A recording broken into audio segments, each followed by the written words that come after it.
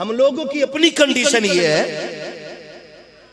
कि जब ईद आती है ना, बकरा ईद, और किसी ने काट लिया बकरा, तो देखे किस किस के यहां भेजना, तो देखभाल के उसके यहां भेजेगा 4 बोटी कि जिसके यहां पे बकरा कटवाने की गुंजाइश होगी। क्यों हजरत? इसलिए कि इसके घर से बकरा ही मिलेगा। हम तो मैयत में भी इसलिए जाते हैं ताकि उनके अब्बा का उतारा उतर जाए। जी जी, समझ रहे मेरी बात?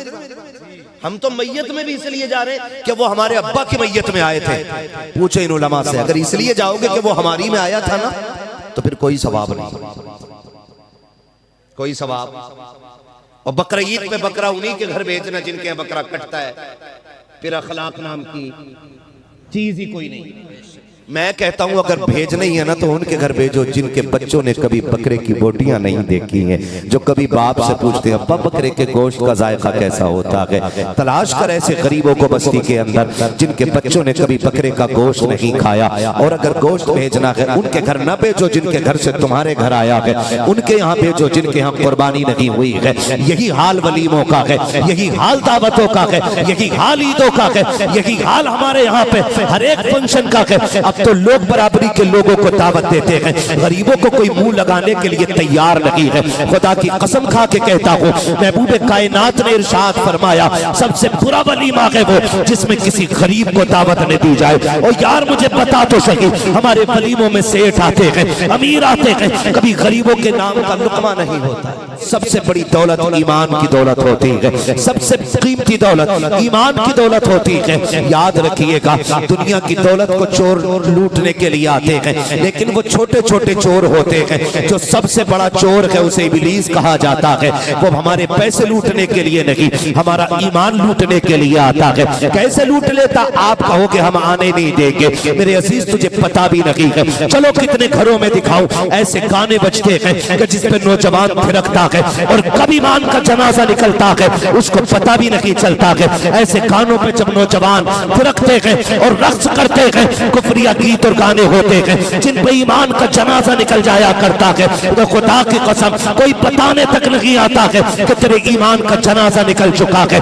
इसी खामोशी से ईमान चुरा के शैतान ले जाता है। नौजवानों मेरे हाथ जुड़े हैं, तुम्हारे आगे हाथ जोड़ के कहता हूँ, तुम्हें खुदा का वास्ता अगर तुम्हारा मन नहीं लग रहा है तो कानों में लीड लगा करके गाने सुन करके सफर न करना। खुदा तौफीक दे तो नाते कान में लगा लेना, हुजूर के जिक्र की गुफ्तगू लगाना, इसलिए कि मौत का कुछ पता नहीं है। हमने रोडों पे हादसे देखे हैं और ऐसे ऐसे हादसे अल्लाह हर एक को महफूज रखे कि घर से दूल्हा बन के निकले थे, कफन में लिपट करके आ रहे हैं, हजारों हसरतें लेके निकले थे, जनाजे पे लेट करके आ रहे हैं। क्या तुमने नहीं देखा है कि कितनी तमन्नाएं दिलों में होती है, लेकिन सबकी सब 24 घंटे के अंदर कब्र के अंदर दफन होकर रह जाया करती है। न तू 150 साल की जिंदगी लेकर के आया है, न मेरी 500 साल की जिंदगी है, अगर वो भी 1000 बरस की जिंदगी। आखिर मर जाना है मेरे नौजवान, जिंदा हमेशा नहीं रहना है। मौत कब आकर के पंजा गाड़ेगी ये किसी को पता नहीं है। क्या तुमने हादसे नहीं देखे हैं? जाओ जाकर के रोडों पर देखो, हादसे इतने खतरनाक होते हैं कि शक्लें बिगाड़ दी जाती है, पहचान नहीं होती है कि ये मोमिन का जनाजा है या गैर मुस्लिम का जनाजा है। कोई आईडी चेक कर रहा है, कोई हाथ कलाई देख रहा है, इसने रेबन पहना है कि नहीं, हाथ में कंगन कड़ा है कि नहीं। नौजवानों कभी हाथ में कड़ा ना पहनना, धागे ना बांधना, कहीं ऐसा ना हो हाथ से चेहरे बिगाड़ दे और तुम्हें कोई अपना कहने वाला ना मिले। इसलिए कहता हूँ चेहरों पे दाढ़ियां रख लो, अगर रोड पे कितने भी चेहरे बिगड़े ये दाढ़ी के बाल बता देंगे। इसे लावारिस न समझना, ये वो है जिसका काबे वाला भी वारिस है, मदीने वाला। नारे तकबीर, नारे रिसालत, फैज़ाने गौसे आज़म, मसलके आला हजरत, पैगामे हक कॉन्फ्रेंस, हजरत अल्लामा मुफ्ती हम्माद साहब क़िबला। तो भाई एक तो आईडी है, एक आईडी रख लो। टोपी हमारी आईडी है लेकिन ये उड़ सकती है, कुर्ता पजामा हमारी आईडी है लेकिन अब इसको सारे ही लोग पहनते हैं। ये सिर्फ हमारी पहचान नहीं रह गई है, सिर्फ नहीं रह गई है मेरे अजीज, एक आईडी ऐसी बना जो कोई चाह के भी न दूर कर सके, और उसी आईडी को हुजूर की सुन्नत कहते हैं। हुजूर की सुन्नत कहते हैं। भाई ये हालात है हादसों के, कान में लीड लगी है, गाड़ी पलट गई, बंदा खत्म। बताओ अगर गाने सुनते सुनते मौत आ गई तो क्या बनेगा? अल्लाह अल्लाह अल्लाह, मौत आ गई तो क्या बनेगा? फरमाया गया, ये उलमा बैठे, पूरी जिम्मेदारी के साथ कहता हूं, जो बंदा जिस हाल में मरेगा कयामत में उसी हाल में उठाया जाएगा।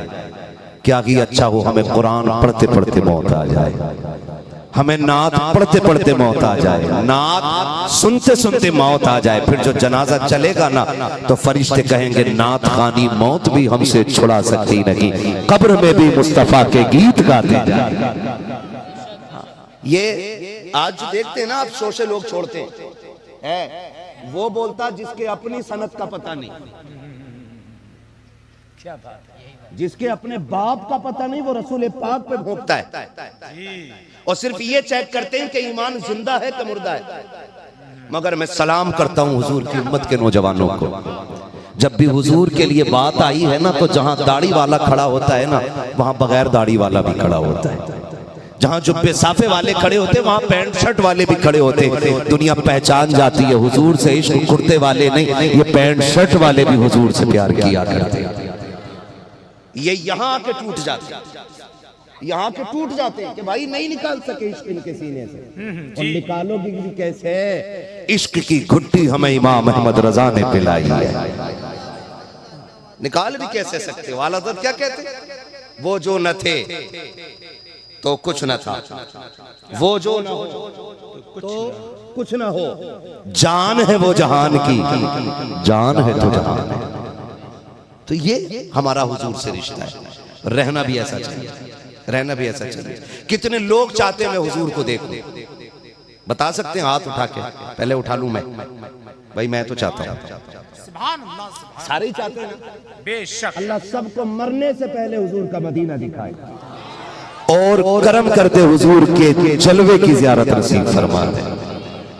बात कहूं मैं बहुत आम फहम गुफ्तगू कर रहा हूं, बहुत ज्यादा हार्ड अल्फाज वर्ड्स यूज नहीं कर रहा हूं कि भाई आपको मुश्किल हो समझने में, बिल्कुल एक आम तरीके से बात कर रहा हूं। एक बात जानते हो, एक बुजुर्ग थे रसूल नुमा रहमतुल्लाह तआला, उनको कहा ही रसूल नुमा जाता था। क्यों? इसलिए कि जब कोई उनसे कहता था मैं हुजूर को देखना चाहता हूं तो फिर वो हुजूर की जियारत करा दिया करते थे। अल्लाह करे ये बात समझ में आ जाए, वो हुजूर की जियारत करा दिया करते थे। एक दिन उनकी बीवी ने कहा मेरे सरताज, अच्छा ये मसला भी बड़ा मुश्किल है, दुनिया वली मान लेती है, बीवी वली मानने तैयार है, वली को भी नहीं होती। क्या बात है, वली को भी।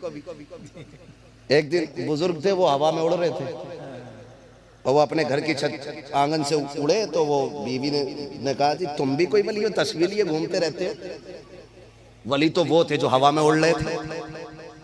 कहने लगे आज तो तस्लीम किया, कहने लगे पगली वो मैं ही तो था। तो बीवी ने कहा तभी तो टेढ़े टेढ़े उड़ रहे थे। खत्म सारी मेहनत, समझ रहे?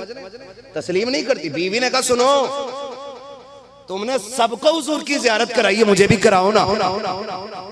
बात बहुत गौर से सुनना, तवज्जो है ना, बहुत गौर से। ये बोन्स ना चली जाए, फिर तकरीर का मतलब खत्म हो जाएगा। कहा मुझे नहीं दिखाया कभी। फरमाने लगे तुम भी देखना चाहती हो? कहा हाँ। तो कहने लगे फिर ऐसे सजो जैसे शादी के दिन सजी थी। जी क्या ऐसा सजो जैसा शादी के दिन सजी थी। बीवी ने फुल सिंगार किया, पूरे तरीके से दुल्हन बन के बिस्तर पे बैठ गई। का इंतजार करो हुजूर की जियारत होगी। बैठी नहीं सुबह हो गई लेकिन जियारत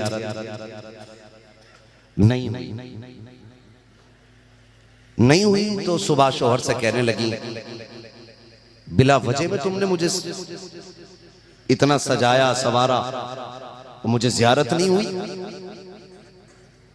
ये कहते कहते वो रोने लगी। अगला जब वो दिन आया और आंख लगी तो ख्वाब में हुजूर तशरीफ ले आए।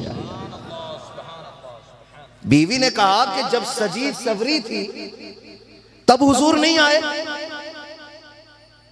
मैं उनके एहतराम में, वो कहा था ना गलियों को सजाने दो पलकों को बिछाने दो, किस गली से गुजरेंगे मुस्तफा खुदा जाने। जब मैं सजी सवरी उनके एहतराम में, उनके इस्तिकबाल में, तब हुजूर नहीं आए। और जब बिना सजे सवरे सो गई तब हुजूर आए। तो कहने लगे पगली, उनके इश्क में दिल टूटना जरूरी होता है। क्या बात है, वाह, बहुत अच्छा। जब तक दिल ना टूटे तब तक इस आईने में उनकी तस्वीर नजर नहीं आती। बहुत अच्छी बात, वाह। हम यूं ही बैठे रहे और तमन्ना करें हुजूर नजर आ जाए। मेरे अजीज, ख्वाब ऐसे नजर नहीं आते। कसम खा के कहता हूँ, खुदा वो दिल लाए, कभी मौका मिले उनके नाम पे कभी गिरबान पकड़वा के देख हुजूर आते हैं कि नहीं। उनके नाम पे गालियां खा के देख, फिर देख हुजूर आते हैं कि नहीं। उनकी याद में रो के देख, फिर देख हुजूर आते हैं कि नहीं। जब दिल टूटता है फिर तसल्ली देने के लिए मदीने से हुजूर आ जाया करते हैं। सुभान अल्लाह, सुभान अल्लाह। हाँ, वो कहा था किसी ने, अगर आंखें मेरी दीदार के काबिल नहीं आका तो फिर आवाज ही अपनी सुना दो या रसूल अल्लाह। प्यारी बात कही थी। तो फिर आवाज ही अपनी सुना दो या रसूल अल्लाह। हमारी आंखें देखने के लायक नहीं है तो हुजूर आवाज सुना दे। ये काशिफ ने कहा था। मैं अब आपसे कहना चाहता हूँ, हुजूर के लिए कुछ करके देखो। कई बार ना नौजवान लोग कहते हैं, हज़रत मैंने दाढ़ी रखी ना तो मेरे अब्बा कह रहे हैं अभी से तू दाढ़ी रख रहा, तू अभी से मौलाना बन गया भाई। अब्बा कह रहे, अब्बा कह रहे, अम्मा कह रही लल्ला ये क्या, अभी कोई उम्र आ गई तेरी।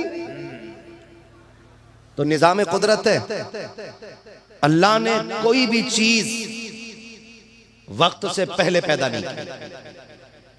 ये निजाम है अल्लाह का। बताओ, पैदा होते हैं तो दांत होते हैं कि नहीं? टेंशन में क्यों आ गए भाई? यहाँ कुछ दांत भी होते हैं क्या? नहीं होते। फिर बोले सारे होते हैं कि नहीं? नहीं होते ना दांत। अब बताओ, दांत पहले जमते हैं कि दाढ़ी? दांत जमते हैं ना पहले। जब पैदा होता है बच्चा, दांत क्यों नहीं होते? इसकी बहुत सी हिकमतें हो सकती हैं, अल्लाह के राज अल्लाह ही जाने। लेकिन हम तो ये समझते हैं कि जब लीवर कमजोर होता है ना बच्चे का, तो दांत होते मजबूत गिजा के लिए। अल्लाह ने दांत नहीं रखे कि वही पेट में जाना है जो दांत के लायक ना हो चीज, ताकि लीवर बचा रहे। फिर वक्त निकले, वक्त आया दांत निकले। अम्मा से पूछो कौन से दांत है? हमारी अम्मी कहती है ये दूध के दांत थे। आपके यहाँ भी यही कहा जाता होगा क्योंकि कोई ज्यादा फासला, काय के दांत थे? दूध के। वही रहते हैं कि बदल दिए जाते हैं? बोले जोर से, बदले जाते हैं क्योंकि फिर दूध के टूटे फिर पक्के वाले लगे। ये निजाम कुदरत है। कच्चे दांत जो थे वो कच्ची चीजों के लिए थे, फिर दांत पक्के लगाए गए। ये कब तक काम आएंगे? कहा बंदे ये तब तक काम करेंगे जब तक तेरा लीवर पक्का रखेगा। फिर जब तू 60 के पार जाने लगेगा, 70 के करीब पहुंचेगा, लीवर कमजोर होगा मैदा आपका, कहा फिर हम ये दांत तुझसे ले लेंगे, फिर तुझे मसूड़े देंगे ताकि फिर वैसी चीज खाता कि तेरा मैदा हजम कर सके। इसलिए दांत फिर से तोड़ दिए गए। जब पैदा हुए तो दाढ़ी नहीं थी, दांत निकले तो दाढ़ी नहीं थी, दांत टूटे तो दाढ़ी नहीं थी, फिर दांत निकले तब भी दाढ़ी नहीं थी। जब बंदा जवानी की दहलीज पे कदम रखता है फिर ये दाढ़ी के बाल निकल के आते हैं। माँ कहती वक्त नहीं आया है, कुदरत ऐलान करती है अभी इसका वक्त शुरू हुआ है, अब तुम जितना चाहो मुंडा दो, हम इन्हें निकालते रखेंगे। जवान मुंडाता रहता है, खुदा जमाता रहता है, ये मुंडाते मुंडाते थक जाता है, दाढ़ी निकलते निकलते नहीं थकती। अब जिद तोड़ दे, दाढ़ी रख ले, इसलिए कि दाढ़ी रखना ये गैरों का तरीका नहीं, मोहम्मद अरबी का तरीका है। और लोग ये कहते हैं दाढ़ी रख ले तो चेहरा अच्छा नहीं लगता। अल्लाह की कसम, अगर दाढ़ी में हुस्न ना होता तो खुदा महबूब के चेहरे पे एक बाल न जमाता। उनके चेहरे पे दाढ़ी ना होती, उनके चेहरे पे दाढ़ी रख के खुदा ने बता दिया अगर हसीन बनना है तो मर्दों को चेहरे पे मुस्तफा की तरह दाढ़ी रखना। नारे तकबीर, नारे रिसालत पैगाम हक कॉन्फ्रेंस मसलके आला हजरत सरजमीने महदूद कलमी। वाह वाह। रखेंगे दाढ़ी इंशाअल्लाह। बात है, क्या बात अल्लाह सलामत रखे। मैं खड़ा नहीं करूंगा किसी को भी। हाँ, मैं जानता हूं दाढ़ी वही रखेगा जिस पे हुजूर का खास करम होगा। ठीक है ना, रखेंगे इंशाअल्लाह दाढ़ी। शादी से पहले के बाद में, पहले ही। बाद में कौन बोला भाई? कोई बात नहीं, मिस्टेक हो जाती है। रखेंगे इंशाअल्लाह दाढ़ी। और नौजवानों एक बात बता दूं, याद रखना, अच्छी बीवी चाहते हो तो दाढ़ी पहले रख लो। और पूरी जिंदगी अगर भूत उतरवाने तो दाढ़ी बाद में रखना। आप कहेंगे मौलवी दाढ़ी की क्या गारंटी है? बताऊं एक बात। अच्छा, कोई लोग ये कहते हैं मौलाना शादी नहीं हुई है।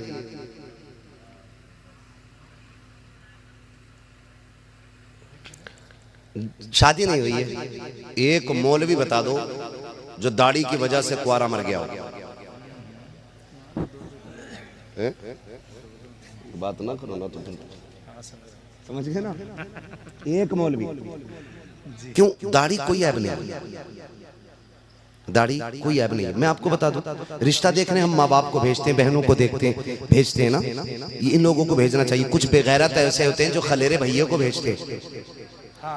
खलेरा भाई आएगा मेरा, और या फिर कहते हैं मेरा कजिन आएगा देखने के लिए। मैं कहता हूं उससे बड़ा बेगैरत ही कोई नहीं है जो अपनी बीवी जमाने के लिए तमाशा बनाए। वो सबसे बड़ा बेगैरत है।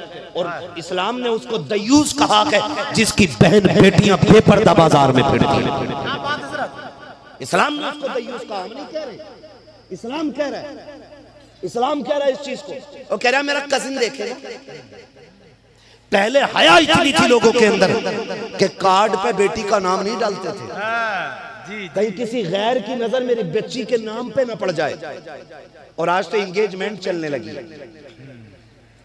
अंगूठी पहना रहे हैं निकाह से पहले। ये बेगैरती का कितना नंगा नाच नाचा जा रहा है।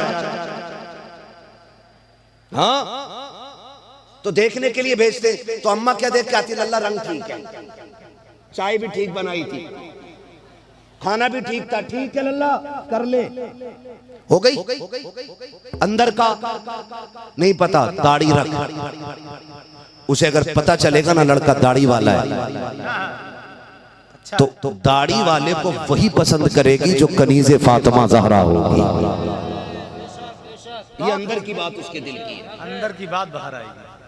क्या दाढ़ी वाले को वही पसंद करेगी जो कनीज़े फातिमा होगी, और जो चुड़ैल होगी वो पसंद नहीं करेगी। बहुत सारी बातें करने के लिए इशारा समझ लो। एक सुन्नत के अनेक फायदे, बेहिसाब फायदे इस दाढ़ी के। फरमाया गया दुआएं कबूल ना होती हो, दाढ़ी हाथ में लो, कहो मालिक इसके सदक़े में दुआ कबूल कर। फरमाया गया हाथ नीचे आने से पहले अल्लाह मंजूरी अता फरमा दे।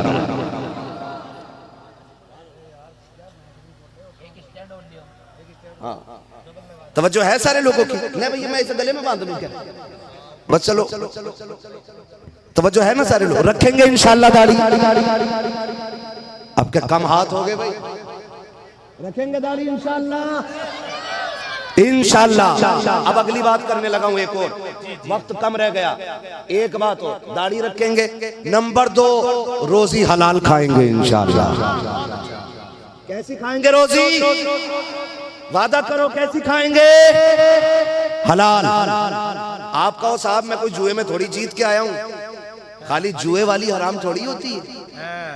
जिस नाज की खेती में पैदा होने वाले नाज का उश्र न दिया जाए वो भी हराम। ठीक है ना? तवज्जो है सारे लोगों को? मुझे कोई फायदा नहीं है, ज़कात मैं लेने नहीं आऊंगा, ना मेरे बच्चे पलेंगे उससे। ठीक है ना? मैं ये चाहता हूँ रोजी हलाल हो। किसी ने इमाम गजाली से कहा था हुजूर दुआएं कैसे कबूल होती हैं? फरमाया 2 काम करो, हाँ दुआएं कबूल होने लगेंगी। कहा कौन से काम? कहने लगे जब भी बोलना सच बोलना, और जब भी खाना हलाल खाना। ये 2 काम, और दोनों ही डट के हो रहे हैं। है कांठ में तो कह रहा बस आ गया। ये सबसे बड़ा झूठ। कहां गए थे? अरे कहीं नहीं, कहीं तो गए थे यार, ये तो झूठ हो गया। कहाँ जा रहे हो? पहले कहता था कहीं ना, बस है तक ही जा रही, पहले कहीं ना फिर यहां तक जा रहा हूं। तो ये जिनका पता नहीं चलता, ये वो झूठे जुमले होते हैं जो निकल जाते हैं, ना चाहते हुए भी निकल जाते हैं। होता है कि नहीं? तो ये सबसे ज्यादा हराम। खेती हुई, जब फसल अच्छी हो गई तो कह रहे पता बीज कहां से लाया? तो पंतनगर से लाया। खेती अच्छी हो गई तो कहां से लाया? पंतनगर से, अंबेडकर नगर से, है ना, उत्तराखंड से नाज का बीज लाया था। देख क्या खेती हो रही है, और खा गया कीड़ा दाना। फिर पता क्या कह रहा? ना जी, अल्लाह ने मुकद्दर में ही ना लिखी थी। अब किधर गया तेरा बीज? और कोई कहता है ना प्रधान बड़े काले हो रहे, गया हूं, कह रहा हूं 18 पानी दे दिए। मतलब ये मैं आपसे जो बात करूं जरा समझें उसको। हम खेती से ताल्लुक रखने वाले लोग हैं। जब बंदा फसल अच्छी देख के कहता है ना ये 18 पानियों का कमाल है, पंतनगर के बीज का कमाल है, उत्तराखंड के खाद का कमाल है ना, तब मशीयत का नकीब कहता है नादान तुझे याद नहीं है, तूने तो एक दाना जमीन में डाला था, उस पे भी पटेला लगा के मिट्टी रख दी थी। आके 8 दिन बाद देखा, 15 दिन के बाद आया, वो एक गेहूं का दाना एक पौधे की शक्ल इख्तियार करके गया। मुझे एक एक बंदा जरा बता दे।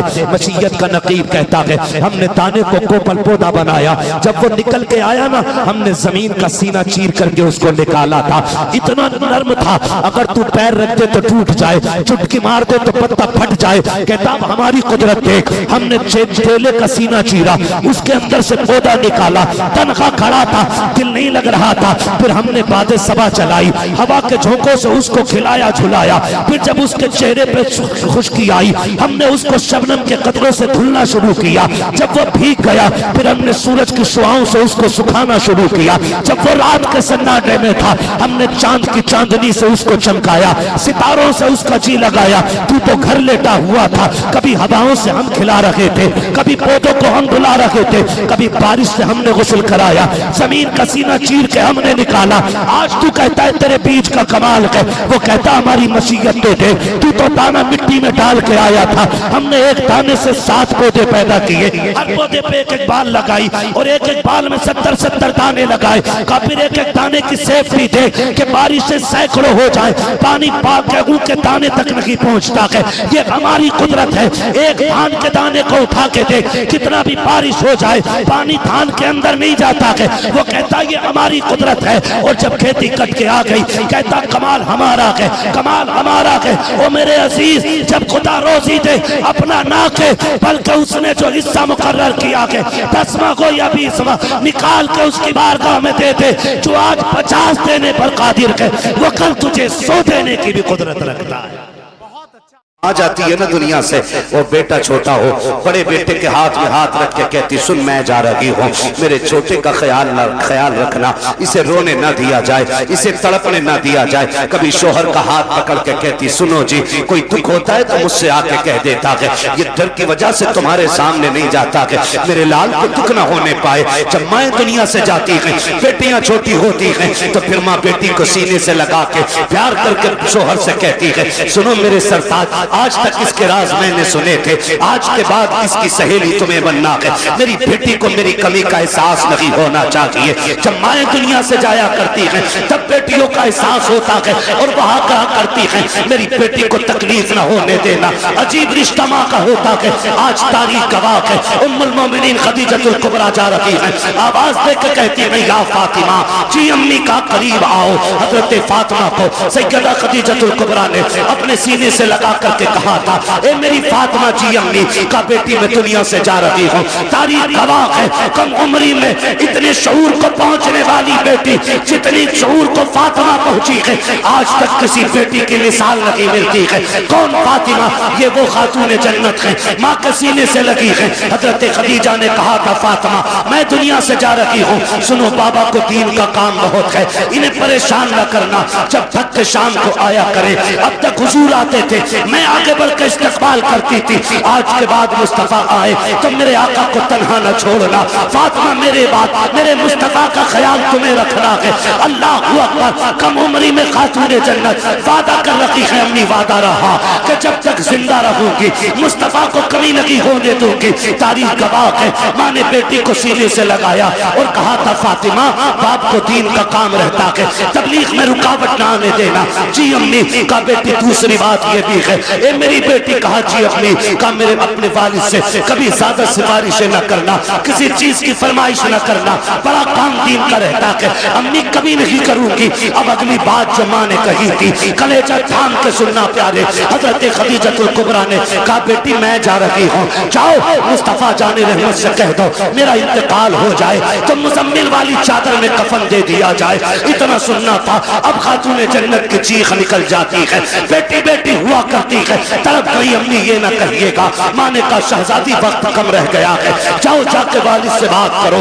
हजरत खातूने जन्नत आई है, मेरे नबी सहन में चक्कर लगा रहे हैं। आओ सुनो 10 रुपए देकर के एहसान दिखाने वालों, 100 रुपए देकर के इन मदरसे वालों से हिसाब लेने वालों, औकात क्या है तुम्हारी जो तुम इन तालीम के ठेकेदारों से तुम आगे बढ़ करके हिसाब ले सको। गैरत आनी चाहिए। जिनके घर में 4 बच्चे होते हैं उनसे घर नहीं चलता है, ये सैकड़ों बच्चों को रखते हैं फिर भी कोई कमी नहीं आती है। वजह सिर्फ ये है कौन देता है, देने को मुंह चाहिए, देने वाला है सच्चा हमारा।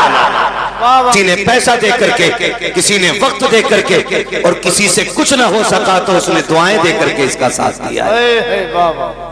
ये खुशनसीबी की बात है अगर दुआ से भी बंदा साथ हो जाए, दुआ से भी बंदा साथ हो जाए। और ये बात ज़हन में रख लीजिए, इन इदारों को गवर्नमेंट का कोई सपोर्ट नहीं है कोई सपोर्ट नहीं है ना, कोई सपोर्ट नहीं। अगर ये चलते हैं तो महज हुजूर के करम पे चला है। सुभान अल्लाह, सुभान अल्लाह। कैसे चलते हैं हुजूर के करम पे चलते हैं, लेकिन फिर भी इनकी मजबूती देखिए। अभी आपने चंद बच्चे देखे, मिंबर मदरसे का है, आपने अंग्रेजी में भी गुफ्तगू सुनी, अरबी में भी गुफ्तगू सुनी, उर्दू में भी गुफ्तगू सुनी, वक्त होता तो फारसी में भी सुनाई जाती। आपसे फिक़ी मालूमात भी थी, हिस्ट्री भी आपके सामने रखी गई, तजवीद के हवाले से भी बातचीत हुई, माशरे के हवाले से भी बातचीत हुई। सलाम करो इन इदारों को, इतनी मुफलिसी के बावजूद हमें कैसे कैसे हीरे दे रहे हैं, जबकि कोई ताबुल किसी की तरफ से नहीं है। कोई उठता है हुजूर का दीवाना, कोई 100 दे के चला जाता है, कोई 500 दे करके चला जाता है, कोई 1000 दे करके चला जाता है। सलाम है इन इदारों को और सलाम के चलाने वालों को। खुदा की कसम देखो तो सकी मुफलिसी के हाल में भी आप जाकर के देखिए, जिन स्कूलों को गवर्नमेंट ने लाखों नहीं करोड़ों रुपया दिया है, आज वो दवा की जगह सिरिंज में पानी भर के इंजेक्शन लगा रहे हैं। लोगों के साथ जुल्म ज्यादती हो रही है, खुलेआम डकैती हॉस्पिटलों में कर रहे हैं, जिनके खर्चे गवर्नमेंट उठाती है। एक अच्छा इंसान न दे सके। सलाम है इदारों को जिसको कौम कंधे पे लेके चलती है। आज तक इस इदारे से निकलने वाला कोई चोर नजर नहीं आया है, कोई झूठा नजर नहीं आया है, कोई गद्दार नजर नहीं आया है। खुदा की कसम इस इदारे से निकलने वाले इतने खूबसूरत होते हैं, हाथ इनका पकड़ लो, ये रिश्ते मदीने वाले मुस्तफा से जोड़ दिया।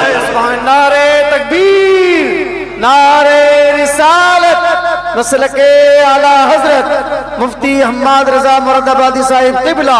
सुभान अल्लाह, सुभान अल्लाह। ये इन इदारों के एहसानात और इन इदारों की कुर्बानियां हमें सोचनी चाहिए। मैं चैलेंज करता हूं जिसे डिग्री पे नाज है, हो कोई MBBS IAS IPS लेके आ सारी डिग्रियां, मैं कुरान की आयत का एक कलमा लेके आऊं।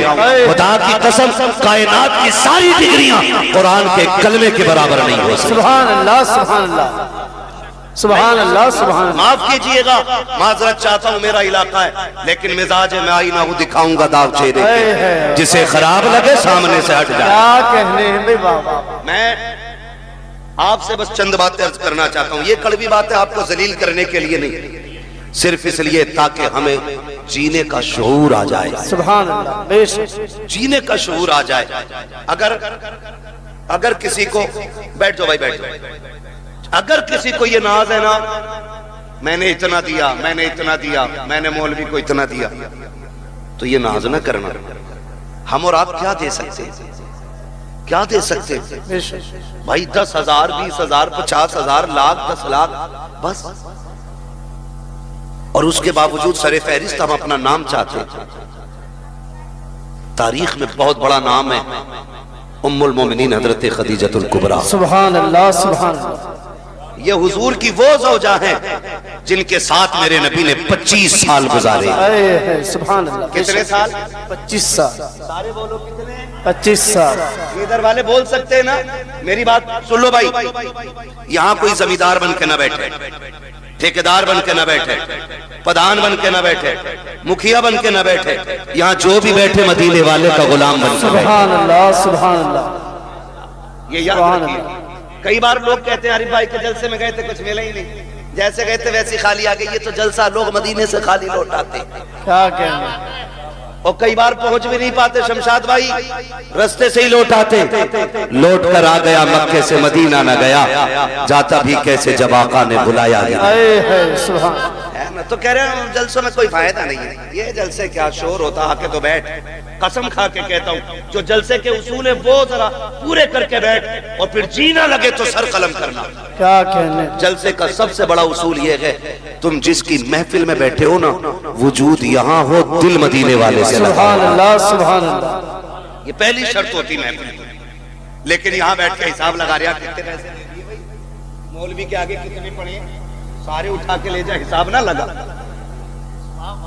अगर कारी अब्दुल मुत्तलिब साहब, अगर इनका कोई हिसाब लगाए पेट में दर्द हो जाता। वो गिनती लग भी नहीं सकती हमारी, लग नहीं सकती। क्यों? तेरे टुकड़ों पे पले गैर की ठोकर पे न डाल। झिड़कियां खाए कहां छोड़ के सदका तेरा। बहुत। सुभान अल्लाह।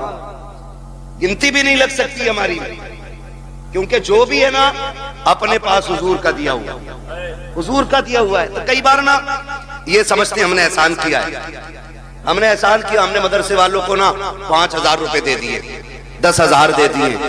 घमंड न कर, तेरी जेब से निकल गए तो फिर रो के मालिक कबूल करना।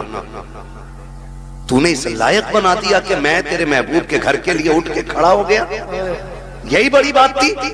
मालिक तूने खड़ा करने के लायक बनाया, और कभी ये ना कही कि ना भी किया है मैंने, इतना एहसान किया है। सुन मेरे अजीज, मेरे प्यारे, हम क्या दे सकते हैं? तारीख का ये बाप पलट करके देखो। उम्मुल मोमिनीन हजरत खदीजतुल कुबरा।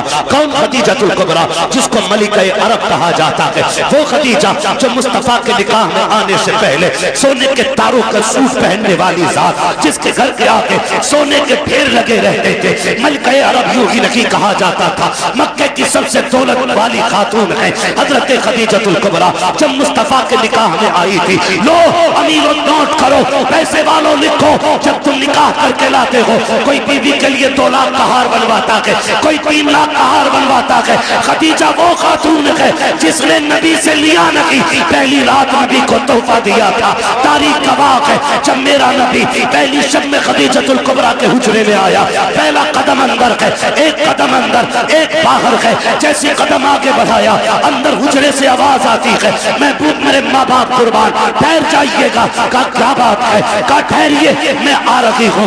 उम्मुल मोमिनीन हजरत खदीजतुल कुबरा अपने बिस्तर से उठी है, 21,000 सोने के सिक्के लाके मुस्तफा के कदमों में रखे। का महबूब ये छोटा सा नजराना ले, ये भी नजराना है, अगर कहें तो खदीजा जान भी तेरे नाम करे। सुभान अल्लाह। नारे तकबीर, नारे रिसालत, मसलके आला हजरत, सरकारे मदीना कॉन्फ्रेंस, जश्न दस्तारबंदी, हजरत अल्लामा मुफ्ती हम्माद रजा मुरादाबादी। सुभान अल्लाह। हम असल में हम हिंदुस्तान भर में घूमते, स्टेज वाले लोग, हमें दुनिया का पता है।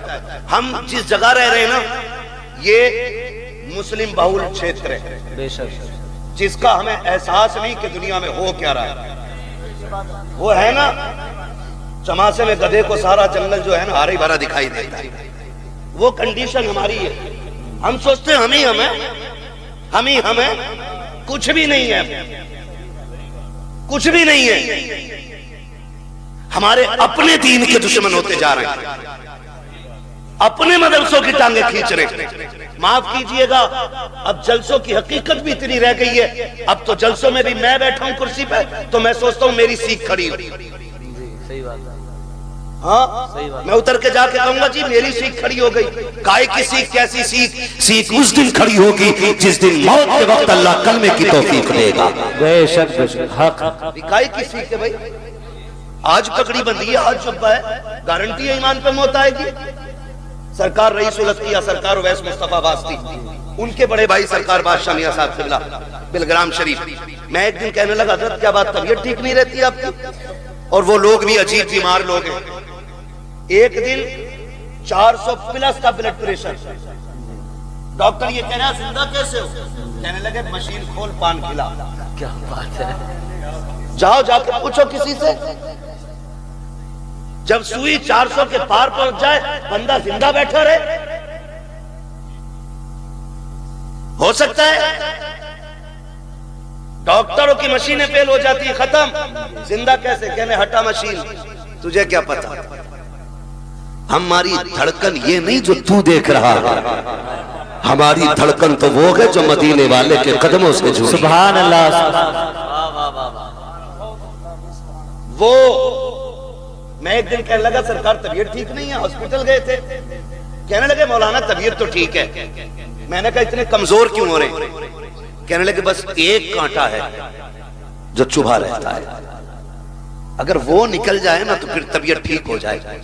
मैंने कहा हजरत बताएं ना क्या बात है? कहने लगे बस एक फिक्र सताती है, अगर मौत ईमान पे नहीं आई तो क्या होगा? अल्लाह अकबर। ये कंडीशन आज हर जगह पे क्या बोलते हैं, कंपटीशन, ये चल गया है। टांग खींचने पे लोग लगे। अपने इलाके में कितने मदरसों के खिलाफ लोगों ने एप्लीकेशनें दी, कितनी मुखबरियां हुई, कितने मदरसे रोकने की कोशिशें की गई, लेकिन फानूस बन के जिसकी हिफाजत हवा करे वो शम्मा क्या बुझे जिसे रोशन खुदा करे। वाह वाह। कुछ पता ही नहीं हम किधर जा रहे हैं, हम कर क्या रहे हैं। धीरे धीरे धीरे धीरे तुम्हारी जड़ें काटी जा रही, जड़ें। खुदारा होश में आ जाएं, हम होश में आ जाएं और खिलाफ ना खड़े हो दीन के। ऐसे ऐरे गैरे नत्थु खैरे के खड़े होने से इस्लाम पे क्या फर्क पड़ेगा जब अबू जहल जैसे से कुछ ना हो सका था। हक है बेशक। हाँ, मगर क्या है, बस थोड़ा रंग दिखाते हैं लोग, रंग दिखाते, नारे नमरूद है। कोई फूंके मार रहा था, कोई पानी डाल रहा था, न फूंक से फर्क था न पानी से फर्क था, लेकिन फैसला हो गया। गिरगिट खलील का दुश्मन कहलाता है, मेंढक आज भी खलील की दोस्त कहलाती है। सुभान। ये हकीकत है भाई, ये हकीकत है। तो ऐसे भी लोग दुनिया में बात बात पर टांग खींचने की कोशिश। दीन ऐसे नहीं पहुंचा है, बड़ी कुर्बानियां लगी, बड़ी कुर्बानियां लगी। घमंड करने की जरूरत नहीं है, बड़ी मुश्किल से दीन हम तक पहुंचा है। ऐसे ही दीन हम तक नहीं पहुंचा है, खून गया है इसकी बुनियाद पर। घर लुटे, बच्चे शहीद हुए, औरतें बेवा हुई हैं, हाँ, तब जाकर के माओ की गोदें खाली हुई और इस्लाम हम तक पहुंचा है। हमें इसकी कदर करनी चाहिए, हमें इसका एहतराम करना चाहिए। उम्मुल मोमिनीन हज़रत खदीजतुल कुबरा सारी दौलत हुजूर के कदमों पे लुटा दी। एक दिन हुजूर घर तशरीफ लाए ना, 5 ऊंट बंधे थे बाहर। कितने? किसके घर के बाहर? हजरत खदीजतुल कुबरा के घर के बाहर 5 ऊंट बंधे। अंदर आए ना, हुजूर ने पूछा खदीजा ऊंट किसके? हुजूर मेरे। इतना कहां आंख में आंसू आ गया। हुजूर फरमाते खदीजा इतनी दौलत है तुम्हारे पास, 5 ऊंट अभी तक? इतना सुनना था, आपने गुलाम को हुक्म दिया 5 ऊंटों की रस्सी खोल दे और जा किसी को दे के ना कमर पे रस्सी डाल दे और हाँक दे कहीं भी चले जाए। फिर कहती है हुजूर अब राजी हैं? मेरे महबूब मुंह देख रहे। हज़रत खदीजा ने यूं दामन पकड़ा, कहा अगर इजाजत हो तो ये कमीज भी उतार के सदका कर दो। खदीजा कुछ भी नहीं रखना है, कहा जिसमें तेरी रजा है उसमें तेरी खदीजा की रजा है। इतनी कुर्बानियां देने वाली खातून। और जब आया विसाल का वक्त, विसाल का वक्त अजीब मसला होता है। बेटियां पास है, लेकिन याद रखें माँ या बाप दुनिया से जाता है ना, तो जो सबसे छोटा होता है ना, सबसे ज्यादा फिक्र उसकी होती है। जो सबसे ज्यादा छोटा होता है, फिक्र सबसे ज्यादा उसकी होती है। माँ बाबा नारे तकबीर, नारे रिसालत, मसलके आला हजरत हजरत अल्लामा मुफ्ती हम्माद रजा साहिब किबला। सुभान अल्लाह, सुभान अल्लाह। जो है सारे लोगों की ना किया करो। आज ये कहता है ना, फोन करते मुफ्ती शमशाद साहब, कहाँ हो? दुकान पे बैठा हूं जी। वो पिछले साल आपकी 500 रुपए की रसीद थी। भाई यार कम से कम कुछ दिन तो गुजरने दो रमजान के, ले लियो 500 रुपए। ये लहजे होते, मुंह संभाल के बात कर। ये कुरान वाले तेरे बाप के नौकर नहीं, और इतने ही घमंड है ना दौलत पे तो जा हॉस्पिटल जाके देख, तुझसे बड़े बड़े पैसे वालों को अल्लाह ने ऐसा गिराया है कि बिना मशीन के सांस ले नहीं पा रहे। बेशक बेशक। वो कहता लहजा संभाल के बात कर, ये मेरे हैं, वरना ऐसी गर्दन तोड़ूंगा कोई उठाने वाला नहीं मिलेगा। और वो जब तोड़ता है तो कोई बचाने वाला नसीब नहीं होता। अगर किसी मदरसे वाले का फोन पहुंचे ना, तो आप लहजा बिगाड़ के बात ना करना, घमंड ना दिखाना। कई बार हालात ऐसे, हालात रसीद वाले को देख ले मुंह फेर लेते। इज्जत नहीं तेरी नजर में आज कुरान वाले की? कुरान वाला दुकान पे खड़ा है तो इस कुरान वाले से इज्जत तेरी नजर में धनिया खरीदने वाले की ज्यादा है। कह रहा बैठो आप जी, अभी जरा इसे मसाला बांध दूं, इसे पहले जीरा बांध दूं, इसे मिर्चे बांध दूं। तेरी फूट गई है, किसे बैठा रहा है तू? ये वो हैं जो दुनिया में भी काम आएंगे और दुनिया से जाने के बाद भी काम आएंगे। बेशक, सुभान अल्लाह। आज है ना, आज पता नहीं चल रहा है ना, आज एहसास नहीं है हम कौन है हमारे दरवाजे पे, कौन है हमारे दरवाजे पे, किसके लिए ये आया है, किसके लिए। मैं कसम खा के कह सकता हूं सारे मौलवियों को, कोई इनमें से एक चेहरा दिखा दो जिसने अपने बच्चों के लिए भीख मांगी हो। एक दिखा दो जिसने अपने औलाद के लिए भीख मांगी हो, जिसने बीवी के खर्चे के लिए भीख मांगी हो, जिसने औरत के सेवर के लिए भीख मांगी हो। ये फाके से मर तो सकते हैं लेकिन किसी के आगे अपने लिए हाथ नहीं फैला सकते। ये गैरत वाली कौम है। जब कोरोना आया था तो एक इमाम साहब मस्जिद के हुजरे में इंतकाल कर गए। लोगों ने कहा कि कोरोना से मरे। तहकीक बाद में हुई तो पता चला कि उन्होंने किसी से मांगा नहीं और किसी ने उन्हें खाना दिया नहीं था। अल्लाह अल्लाह। ये इतनी गैरत वाली कौम है, ये मर तो सकती है लेकिन किसी दुनियादार के आगे हाथ नहीं फैलाएगी। इसलिए खुदारा इनके सामने लहजे संभाल के बात किया कर, अकड़ के बात ना करना, बिगड़ के बात ना करना। ये आ जाए तेरे दरवाजे पे, कहना शुक्र आप आए, खुदा का करम हुआ, तशरीफ रखे। हाँ हो सकता है आपके पास उस वक्त कुछ ना हो, तो आप इज्जत से पानी पिलाइए, चाय पिलाइए और कहिए कि हजरत आप ना आए, जैसी वक्त मिलेगा मैं खुद चल के आ जाऊंगा। इतना कह दोगे तो क्या चला जाएगा, कुछ नहीं घिसेगा ना। अगर इज्जत आपने इतनी दे दी तो इंशाअल्लाह मरते वक्त खुदा के करम से तुम्हें कलमा नसीब हो जाएगा। आमीन, बेशक कलमा नसीब हो जाएगा। वरना हमने देखे, बड़े बड़े देख लिए हमने इतनी सी कम उम्र में। तुर्रम खां हुए नाम वर बेनिशां कैसे कैसे, जमी खा गई आसमां कैसे कैसे, जमी खा गई आसमां कैसे कैसे। कह रहा हिसाब तो ले लो पिछले साल का, घपला है। पता नहीं मौलाना ने कितना खा लिया होगा। ना करना, तुम दे दो अल्लाह की रजा के लिए। खाएंगे तो ये जाने, लगाएंगे तो ये जाने, हमें तो देने का सवाब मिल जाएगा ना। बेशक। तो हम क्यों इस तरह की ये फितना परवर बातें करते हैं। खुदा तौफीक दे तो रवैये बदलो, अपने रवैये बदलो। मौत कड़वी सच्चाई है, कड़वी सच्चाई है। अगर कुरान वालों की तौहीन की कोई बचाने वाला नसीब नहीं होगा। मुझे सच बताया जाए, इंतकाल के बाद कितने बेटे अब्बा की कब्र पे बैठते, कितने बैठते? जितना बड़ा पैसे वाला उतना ही ज्यादा बिजी है। अभी आखिरी मिट्टी के आखिरी मुट्ठी मिट्टियां नहीं पड़ी है, अभी लोग लौट आते, चलो बिरयानी देख ली। ये अपने इलाके की कहानी है, मैं बाहर को इतना नहीं जानता हूं। प्लेटें आई कि नहीं? आरिफ हाफिज जी को ले जाओ, फातिहा पढ़ देंगे।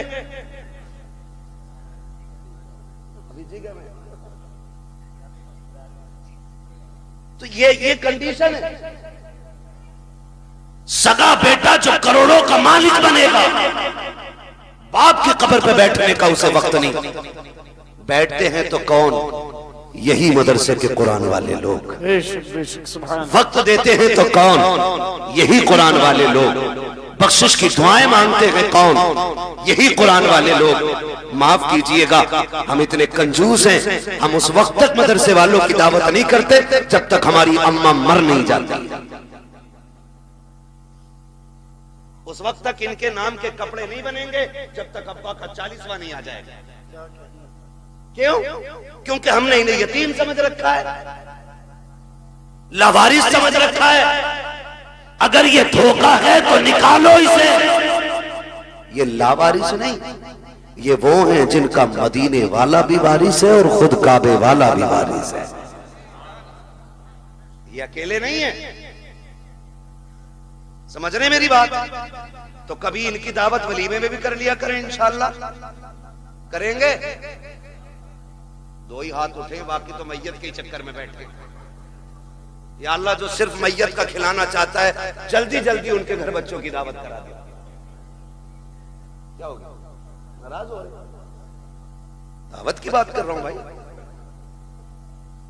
इनको इज्जत दें आप, हम इज्जत नहीं देते। मैयत में पहले बुलाना इज्जत नहीं है, 40वें की दावत में बुलाना इज्जत नहीं है। इज्जत ये है कि बेटे के वलीमे में पहले इन्हें बुलाया जाए।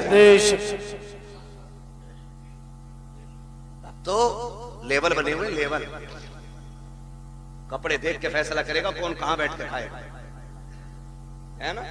कोट पहन के आया तो वो स्टैंडर्ड वाली जो टेबल है ना, जिन पे वो कवर पड़ा हुआ होती यही है, खाली रंग बिरंगी कपड़ा पड़ जाता है बस। और ये 18,000 का कोट पहनने वाला इतना बेवकूफ है, उसे जो है ना मंत्री पद की कुर्सी समझता। किधर है हमारा इंतजार? बोले वो जो देखो कपड़े वाली कुर्सियां अच्छी, बैठा बैठ भी नहीं पाता, बेल्ट खोलेगा क्योंकि पेट दब रहा है, फिर खाने बैठेगा, खा के उठेगा, फिर पजामा बांधेगा। ये कंडीशन है लोगों की।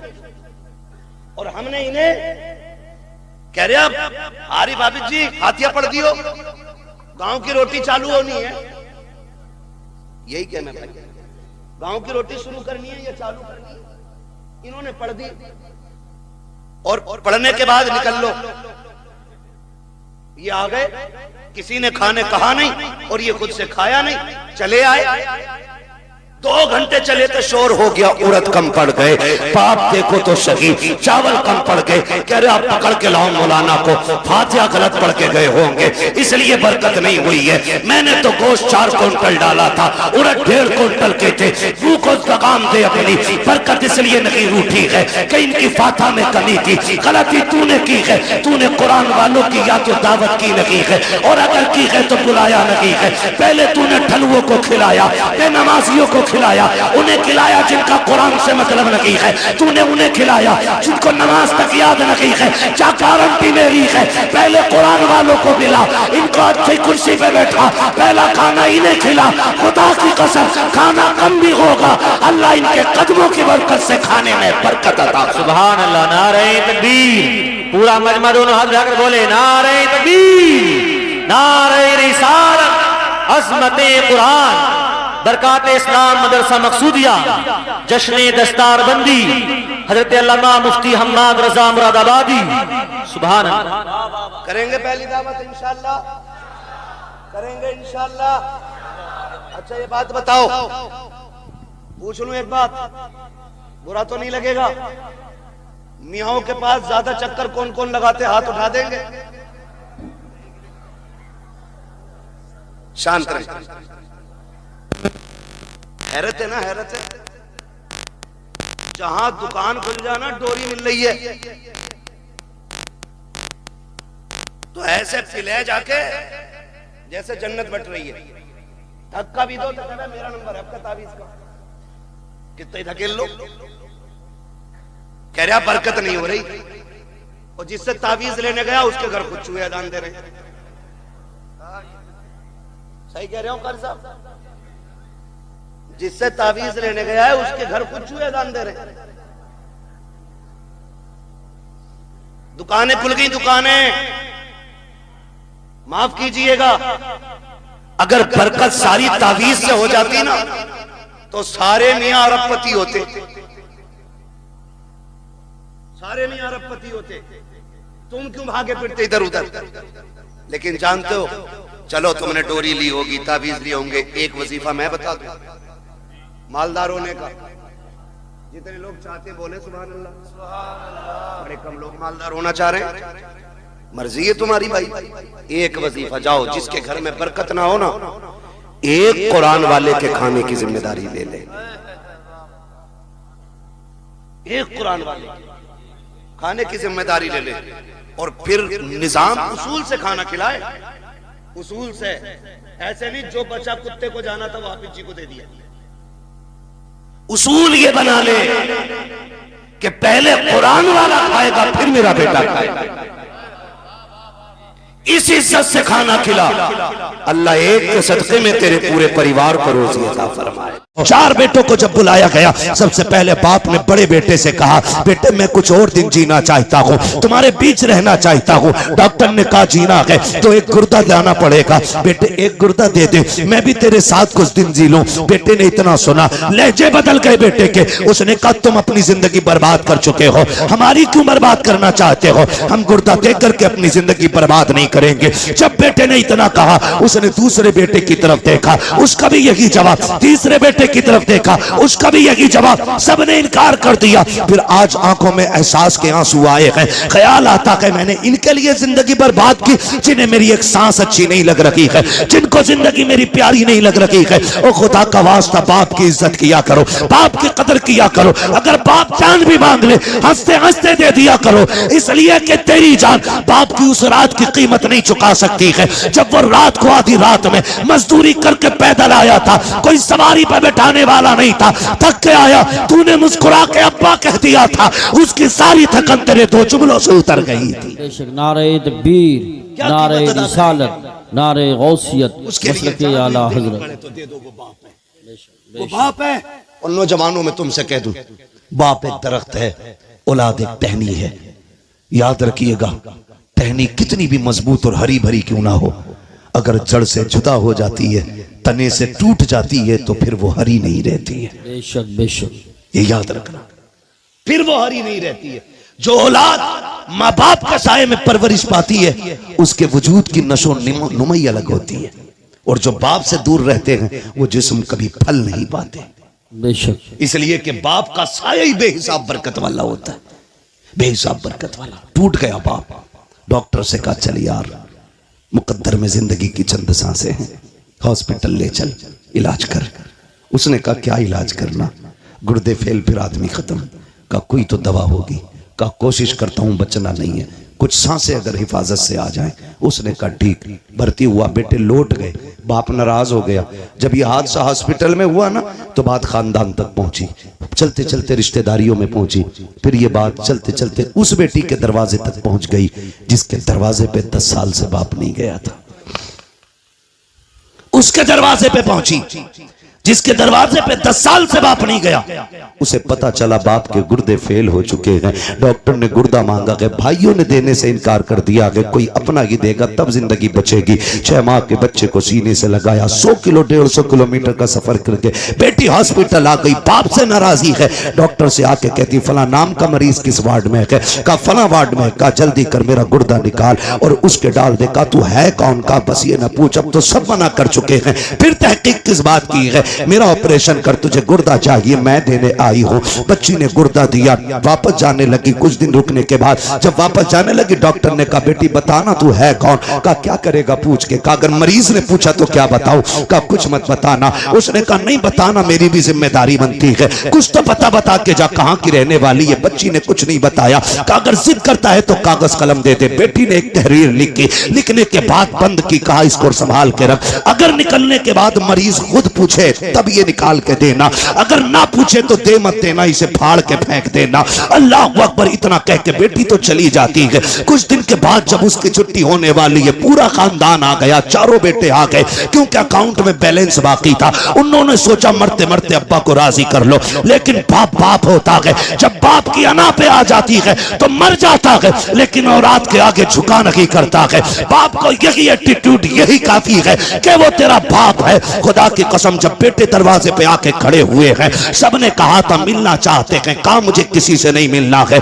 जो लोग खिदमत थे कहा पहले वहां लेके चलो, मैं डॉक्टर का शुक्रिया अदा करना चाहता हूँ। डॉक्टर के पास बाप गया, कहा यार तेरा एहसान है, मेरे अपनों ने तो ठुकरा दिया था, तूने जिंदगी बचाई है। डॉक्टर ने कहा मेरा शुक्रिया अदा न कर, शुक्रिया अदा करना है तो उस बच्ची का शुक्रिया अदा कर जो तुझे गुर्दा दे के तेरी जिंदगी बचा के गई है। जैसे इतना सुना बेकरार हो गया। कहा कौन थी वो बच्ची, का नाम नहीं बताया। कहा कहां की रहने वाली थी, का कुछ नहीं कहा। कहा अब कहां तलाश करूं, का मैं क्या बताऊं, का कोई तो रास्ता होगा। उसने कहा याद आया, जाते जाते एक तहरीर दे करके गई थी। उसने अपने केबिन में जाकर के डेस्क से वो कागज निकाला, ला के दे दिया। का जाते जाते उसने ये दिया था। जैसी उसने उसको खोल करके पढ़ा है, अभी पहली लाइन पढ़ी है, चीख निकल जाती है, जमीन पे बैठ जाता है। डॉक्टर ने कहा यार बता तो सही, इस तहरीर में ऐसा क्या लिखा है कि तू खुद को ना संभाल सका। उसने कहा डॉक्टर मैं वो कमनसीब बाप हूं जो 10 साल से अपनी बेटी के दरवाजे नहीं गया था।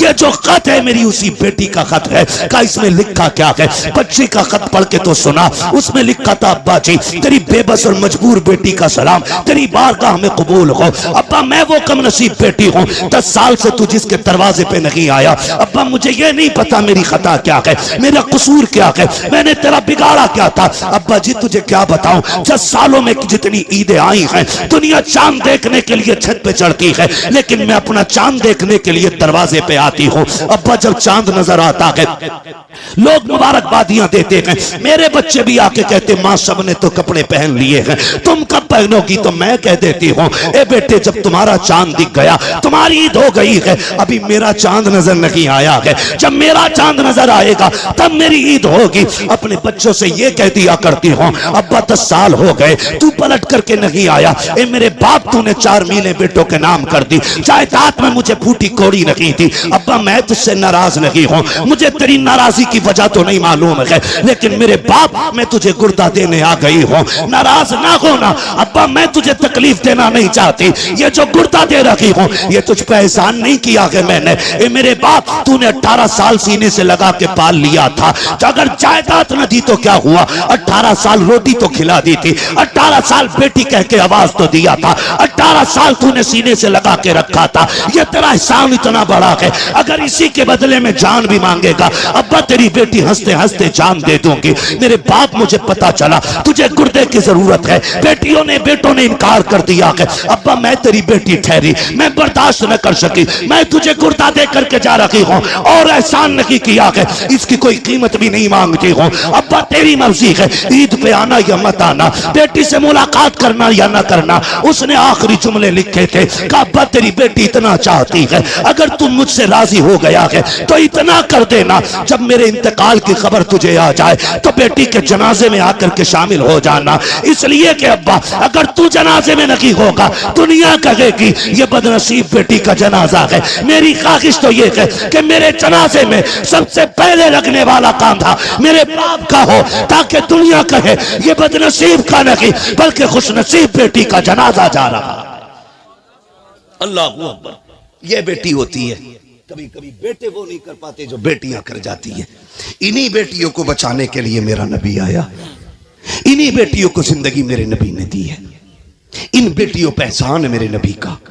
और मैं कहता हूं मेरी बहन मेरी बेटी, कभी तेरे सर से दुपट्टा उतरने लगे ना तो महबूब की गार के रोने वाली हालतों को याद कर लेना। कुछ भी याद न कर सके तो वो याद कर लेना, तू तो पैदा होते ही मार दी जाती।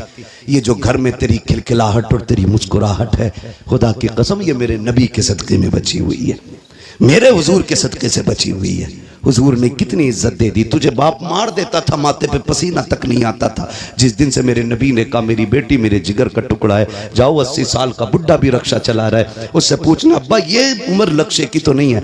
वो कहेगा अल्लाह ने एक बेटी और दी है, घर में रह गई है, बस एक तमन्ना है उसके हाथ पीले कर दूं। खुदा की कसम आज 80 साल का बेटा मुस्कुरा कर लोगों का बोझ खींच रहा है, उससे पूछ क्यों खींच रहा है? वो कहेगा मेरे नबी ने कहा है जिसने बेटी को इज्जत से रुखसत कर दिया उसकी जन्नत की जमानत मदीने वाला देके जा रहा है। अल्लाह अकबर। ये इज्जत है मेरे महबूब के सदक़े में। लोगों हमें होश से काम लेने की जरूरत है। जिस नबी के सदक़े में हमें माँ मिली है, बेटी मिली है, बहन मिली है, बाप मिला है, रिश्तों की इज्जत मिली है, कदर मिली है, अपनों की पहचान मिली है, हमारे उस नबी को हमारे होते हुए कोई कुत्ता भौंक दे, हो ही नहीं सकता है, हो ही नहीं सकता है। हम तो कहते हैं हुकूमत वक्त को भी दो टोक फैसला करना चाहिए। जी जी जी, दो टोक फैसला करे हुकूमत वक्त, या तो ये कहे हम इसको कैद नहीं करेंगे या सजा नहीं देंगे, और अगर मुल्क में संविधान है, अदलिया नाम की कोई चीज है, तो सबसे पहले इस कुत्ते को उठा के फांसी के फंदे पे चढ़ाओ। बेशक बेशक। इसलिए कि मैं नहीं, पूरी दुनिया, और दुनिया का सबसे बड़ा पेज गूगल, जाके सर्च करो सबसे अच्छा इंसान कौन है, सबसे ऊपर लिखा जाता है। गूगल पे सर्च करोगे लिख के आता दुनिया के सबसे अच्छे इंसान को मोहम्मद रसूलुल्लाह कहा जाता है। सुभान अल्लाह, माशाअल्लाह। बस मजबूर न करें किसी को रोड पे निकलने के लिए, मजबूर न करें किसी को रोड पे उतर करके गुस्सा दिखाने के लिए। अगर तुम्हारे हाथ में इख्तियार है तो फिर इंसाफ करो, और इंसाफ यह है कि इस कुत्ते को उठा के फांसी तक पहुंचाओ। बेशक। वरना मुंह में हमारे भी जबान है, बोलना हमें भी आता है, लेकिन हमारा मजहब किसी के मजहब के खिलाफ बकवास करने की इजाजत नहीं देता। जी जी जी, बेशक। गूंगे नहीं है, सच यह कह के जिन पत्थरों को हमने सिखाई थी गुफ्तगू, जब बोलने लगे तो हम ही पे बरस पड़े। जी जी, सही बात। जिनकी औकात दो कौड़ी की भी ना हो, वो मेरे नबी के खिलाफ भौंके। खुदारा आपसे मेरी इतनी गुजारिश है, अपने हुजूर के लिए सारे झगड़े मिटा के एक जगह आओ, एक सफ में खड़े हो, खानदानी झगड़े खत्म, रिश्तों के झगड़े खत्म, दौलत के खत्म, ये आने जानी है, कोई मतलब नहीं है। और किसी की कब्र में कोई सोने का ताबूत नहीं रखेगा, किसी की कब्र के सरहाने चांदी का सरहाना नहीं लगना है। सबके लिए वही मिट्टी वाली जमीन, बेशक वही जमीन है। फर्क सिर्फ इतना है, जो हुजूर के लिए जिएगा उसकी कब्र जन्नत बनाई जाएगी, और जो हुजूर से बिछड़ के जिंदगी जिएगा उसकी कब्र अंधेरे का गड्ढा बनाया जाएगा। बेशक। तुम्हारे हाथ में है, कब्र अंधेरी रखनी है कि रोशन रखनी है। मशवरे के तौर पे मैं ये कह के जाऊंगा, जमीन मैली नहीं होती, जमन मैला नहीं होता, मोहम्मद के गुलामों का कफन मैला नहीं होता। हुजूर से गुलामी का सच्चा वादा करें, एक ही सफ में खड़े हो जाएं, फरूई इख्तलाफात से निकल आएं, अपने असल मुद्दे पे नजर रखें। हमारा सब कुछ हमारा नबी है। मैं तो खुदा की कसम खा के कहता हूं, जो उनकी इज्जत पे आंच आई, हम अपनी इज्जत का क्या करेंगे भाई? जब उनकी इज्जत महफूज नहीं तो हमारी इज्जतों का होना क्या है? हमारी तो इज्जत भी हुजूर की चौखट से है, हमारा सब कुछ हुजूर से है। नौजवानों, अपने महबूब के लिए आवाज उठाना हमारा हक है। कानून हिंदुस्तान का संविधान हमें इजाजत देता है, हम अपने मामले के लिए शांति के साथ अपने हक के लिए आवाज उठा सकते हैं। और ये किसी के बाप का हक हुक्म नहीं कि हम गर्दन दबा के रह गए। हमारे मकान जले हम बर्दाश्त करते रहे, हवेलियां तोड़ी गई बर्दाश्त किया, हुजूर के खिलाफ कोई भौंके बर्दाश्त नहीं किया जाएगा। इसलिए कि सब कुछ हमारा हमारा नबी है, सब कुछ हमारा है। मेरे इमाम ने कहा था, जमीन और जमा बहुत ज्यादा हो गया, अलग ही बिल्कुल मौजूद हो जाए। नहीं मेरी बात नहीं मेरे भाई मेरी बात सुने, एक बात सुन ले प्रधान जी, मेरी बात तो सुन ले प्लीज, मेहरबानी करें। मैं शजरे की भी रोज बोलना है प्रधान जी, अगर एक ही दिन में दिल भरने वाला मसला हो ना तो बड़ा मुश्किल हो जाता है। ना टाइम का मसला नहीं, मेरी कंडीशन आप देखें, अल्लाह आपको सलामत रखे। मैं आपको बता दूं, देखो ना तो मैं शजरे, ना तो मैं खुतबे लंबे करता हूं, और ना बिला वजह की बातें रखता हूं। मैं खास बात वक्त पे करके मैं समेट लेता हूं।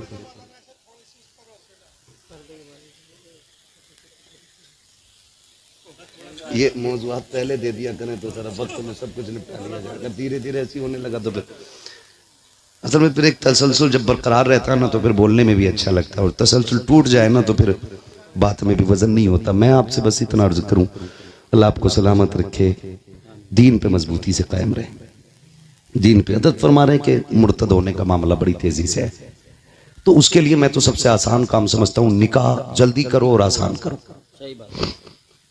जल्दी करो और आसान करो। देर इसलिए हो जाती है कि लल्ला पैरों पे नहीं खड़ा हुआ है, मुश्किल इसलिए है कि डिमांडें बढ़ रही हैं। पैरों पे खड़ा हो गया तो 20 लाख मांग रहे हैं, और अगर ये पैरों पे खड़े होने से पहले कर दें तो 20 लाख मांगने की फिर उसकी जरूरत भी नहीं होगी। शादी के बाद पैरों पे खड़ा हो तभी अच्छा है, वरना इस्लाम का मिजाज तो ये कि बच्चे जवान हो जाएं ना तो उनका खर्च बाप के जिम्मे नहीं है। इस्लाम तो ये कहता 14 साल का हो जाए फौरन अलग कर दे कि कमाना ले जा अपने लिए। तो ये उम्रें जो बढ़ा लेते हैं ना, बहुत ज्यादा हो रही है ना निकाह में ताखीर, इसकी वजह से इर्तिदाद है। निकाह मुश्किल इसकी वजह से भी मुर्तद हो रहे। तीसरी वजह है बेगैरती, वो मेलों से लेके मज़ारों तक है। बुरा ना मानिएगा, मैं बरेलवी हूं और टनाटन सुन्नी हूं, इसलिए कि मैंने जिस बाप के आंगन में आंख खोली है ना वो भी टनाटन सुन्नी है। हम कच्चे लोग नहीं है, पक्के लोग। मगर खैरियत जो है ना, मज़ार से लेकर के बाजार तक, शादी से लेकर मेले तक कहीं कोई खैरियत नहीं है। सगा भाई ऐसी ड्रेस बहन को लाके देता है कि देखने वाले को गैरत आती है, लाने वाले भाई को गैरत नहीं आती। सही बात, सच्ची बात नहीं है। किसी वलीमे में खाना खाने चले जाओ तो गैरत से ही पेट भर जाता है, रोटी तो हाथ भी नहीं लगती। इसलिए कि अब तो वलीमों में वो तमाशे होटलों में किए कि वहीं पे बेगैरत भाई है और वहीं पे बेगैरत औरतें। जी सही बात। कम से कम अगर औरतें पहले होती भी थी तो पहले मर्द खाते थे, बाद में औरतें बैठती थी। यही होता। और उसूल कितने अच्छे थे, मर्दों को मर्द खिलाते थे, औरतों को औरतें खिलाती थी। अब तो बेगैरती का जनाजा, गैरत का जनाजा इतना निकल गया है कि मर्दों को लड़कियां नाश्ता करा रही हैं और लड़कियों को लड़के नाश्ते करा रहे हैं। जिम्मेदार कौन इसका? या तुम या मैं, बस हम ही तो जिम्मेदार हैं। मैं कहता हूं खुदारा हम सब अपने घर में बेटियों के लिए पर्दे और हया को लाजिम कर दें, फिर किसी के घर की बहू बेगैरत नहीं हो सकती है। हाँ। सुन रहे मेरी बात? हम कितनी सच्चाई जानते हैं लेकिन माइक पे नहीं कह सकते, इसलिए हमारी इशारे में ही मान लिया करो। हमसे दलीलें ना मांगा करो, वरना प्रूफ भी हाथ में रख देते हम लोग। सही बात। हम अखबार पढ़ के बात नहीं करते, अल्लाह ने आंखें दी हैं, देख के बात करते हैं। जी जी। कह रहा पहले MBBS बना लूं, सबसे बड़ी मुसीबत है। BUMS करा लूं, फिर करूंगा शादी। BA करते करते उन्होंने खुद बिया कर लिया, खुद बिया कर लिया, BA का नंबर ही ना आया। मैं तालीम का मुखालिफ नहीं, लेकिन एक सवाल तुमसे, तुमने मज़ारों के गुंबदों के लिए तो कई कई लाख के चंदे दिए, क्या एक चंदा बच्चियों के स्कूल के लिए किसी गैरत वाले ने इकट्ठा किया? हमारे मज़ारों पे जो कलश हैं वो सोने चांदी के हैं, और हमारी बेटियां पढ़ने के लिए गैरों के स्कूल में गैरों के रहम करम पर हैं। कौन बचा सकता है हमें? कोई नहीं। सही बात है, बेशक बेशक सही फरमा। अपनी थाली में छेद है, गैरों की जरूरत नहीं हमारे घर में झांक के देख ले। गलती तो हमने की है ना। ट्यूशन के नाम पे कितनी गुंडागर्दी हुई, ऑनलाइन के नाम पे कितनी बर्बादी हुई, क्या ये नहीं हुआ? जाओ, मैं गलत कह रहा हूं तो जाओ YouTube पे जाके सर्च करो। हमारी बेटियों के साथ कितनी बदसलूकी हुई ट्यूशन के नाम पे। किसी को गैरत जागी, कह रहा 10 लाख दिए पीर का मजार बनवाने के लिए। कसम खा के कहता हूं, जा तू सोने का मजार बनवा दे पूरे पीर का, और तेरे 1 रुपए के खर्चे से किसी गरीब की बेटी को तालीम मिल सकती थी या उसकी इज्जत बच सकती थी, तो तेरे 10 लाख से ये 10 रुपए खर्च करना ज्यादा बेहतर है। बेशक। लेकिन हमने जिस तरह मजार सजाए, पीर साहब के घर बनाए, उतने मन से हमने स्कूल और कॉलेजेस नहीं बनाए। जी जी, अपने होने चाहिए, ये हमारे अपने होने चाहिए। बेशक बेशक, सुभान अल्लाह, हमारे अपने होने चाहिए। बहुत अच्छी बात है। वरना कौन ऐसा मुसलमान है इस इलाके में जो 1 लाख रुपए नहीं दे सकता स्कूल के लिए? बिल्कुल दे सकता। सब दे सकते हैं, लेकिन हम इतनी हमारी गैरत मर चुकी है, हम बेटे के निकाह में 1.5 लाख के पटाखे फोड़ सकते हैं, लेकिन 1 लाख देकर के बेटियों की इज्जतें नहीं बचा सकते। सही बात। मैं आपसे गुजारिश करके जाना चाहता हूं, अब तक खूब चंदे आपने दिए या दो, तुम्हारी मर्जी है, लेकिन कम से कम एक चंदा ऐसा भी करो जिसमें हमारे स्कूल हमारी बच्चियों के लिए होने बहुत चाहिए। अच्छा पैगाम। उसमें पढ़ने वाली भी बेटी होनी चाहिए, पढ़ाने वाली भी बेटी होनी जी चाहिए। बेशक बेशक। अभी कुछ दिन पहले अपनी मुरादाबाद में क्या बच्चियों के नकाब नहीं उतरवाए गए? लेकिन हम तो मौज में रहे। मेरी तो बाईपास पे आ गई है, मेरी तो रोड पे आ गई है, मेरी तो 20 करोड़ की बिक रही है। याद रख, अगर इज्जत चली जाए तो 50 करोड़ से भी धक्का नहीं मिटता है, और बंदा भीख मांग के खाए, इज्जत बचा के खाए, खुदा की कसम अल्लाह उसकी इज्जतों में 4 चांद लगा दिया करता है। बेशक बेशक। सुभान अल्लाह। करेंगे इंशाल्लाह एक चंदा स्कूलों के लिए, अपने बनाओगे अपने स्कूल, वरना मैं आपको बताऊं, मैं थक गया था बच्चों के लिए स्कूल ढूंढता ढूंढता। मुझे अगर इतनी फुर्सत मिल जाती ना तो मैं तुमसे भीख मांग के स्कूल बनाता, लेकिन मुझे इतनी फुर्सत ही नहीं मिलती कि मैं घर पे भी रह सकूं। आपसे मैं कहूं इसकी कितनी अहम जरूरत है, समझ जाए, अल्लाह करे आप। बहुत स्कूल देखे हमने, मालूम है होता क्या, हमारे बच्चों को दूसरे धर्मों की तालीम दी जाती है बचपन से। जी जी यही बात है। गलत नहीं कह रहा हूं, कान तब खड़े होते हैं जब हमारे बच्चे आके घरों में भजन गाते हैं। सही बात। ये क्यों का हमारी मैडम ने सिखाया है।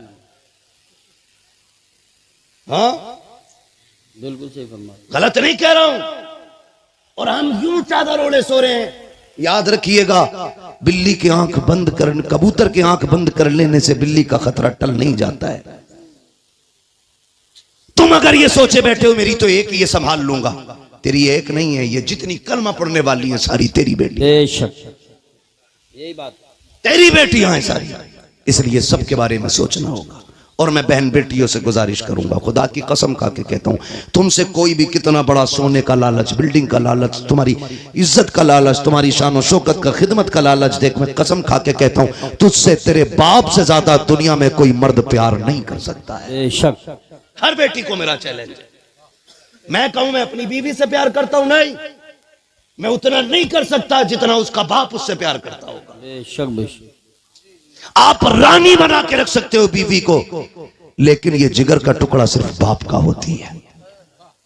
मैं कहता हूं बेटियों से, तुम अगर किसी के धोखे में आ जाओ, गुड्डू सोनू पप्पू के, तो याद रखना 2 महीने 3 महीने गुजरेंगे, तुम किसी बैग में पैट मिलोगी, किसी फ्रिज में पड़ी मिलोगी, नाली के गटर में मिलोगी। तुम्हें मालूम नहीं क्या क्या स्कीमें चल रही हैं। कितनी बच्चियों को ले जा करके बेला फुसला करके मुंबई में किडनियां बेच दी गई, लाशें लावारिस फेंक दी जाती हैं। प्यार का झांसा दे करके मुस्लिम बच्चियों को ले जाया जाता है, उनकी किडनी बेच करके पैसा कमा लिया जाता है, फेंक दिया जाता है लाश को। मैं तुमसे कहना चाहता हूं ये धोखे में मत आना। खुदा की कसम खा के कहता हूं, जो इज्जत तुम्हें इस्लाम ने दी है कोई धर्म नहीं दे सकता, जो मोहब्बत तुम्हें बाप ने दी है कोई मर्द तुम्हें नहीं दे सकता। बेशक बेशक। जाओ तहकीक कर लेना।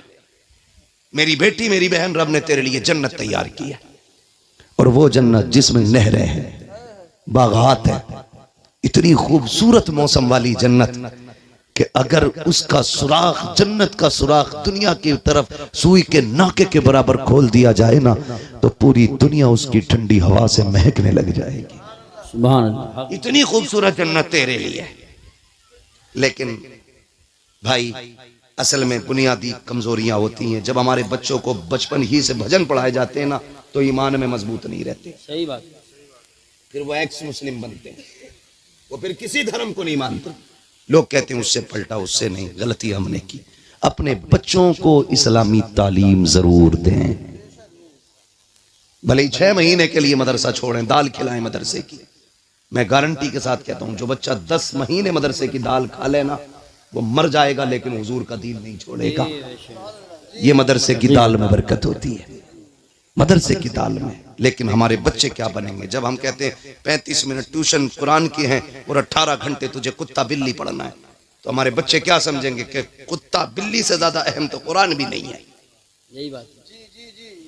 जब बच्चों से हम कहेंगे सुन कुत्ता बिल्ली आए ना आए रब का दिया हुआ कुरान जरूर आना चाहिए, तो फिर वो आखिरी दम तक उसकी तालीम याद रखेगा। आखिरी दम तक बच्चों को कुरान पढ़ाएं, दीन पढ़ाएं, अपने स्कूल अपने कॉलेजेस बनाएं, अपनी बेटियों की इज्जत के मुहाफिज खुद बने, निकाह सस्ते करें, आसान करें, जल्दी करें, जल्दी करें। एक बात याद आ गई, कह दूं आपने इतना टाइम अपनी मर्जी से लिया, आप 2 मिनट मेरी मर्जी से भी ले लें। जी जी इरशाद। मैं आपसे बस इतना कह जाता हूँ ना, कई बार ना होता क्या है, कई बार होता ही है यूसुफ भाई बराबर का रिश्ता ढूंढ रहे अब्बा, बराबर का नहीं मिल रहा। लड़की की उम्र 25 हो गई, अभी बराबर नहीं मिला है। 25 से 30 आ गई बच्ची की उम्र, अभी बराबर का नहीं मिला है। वो बेटी है, तुझसे कह नहीं पाती है, तू उसकी जिंदगी के साथ खिलवाड़ कर रहा है। अल्लाह ने उस पे गैरत के पर्दे डाल रखे, वरना जो सितम करते हो ना बेटियों के साथ बराबरी के चक्कर में, उम्रें गुजार देते हो बेटियों की, इसका हिसाब बड़ा मुश्किल पड़ेगा, इसका हिसाब बड़ा मुश्किल पड़ेगा।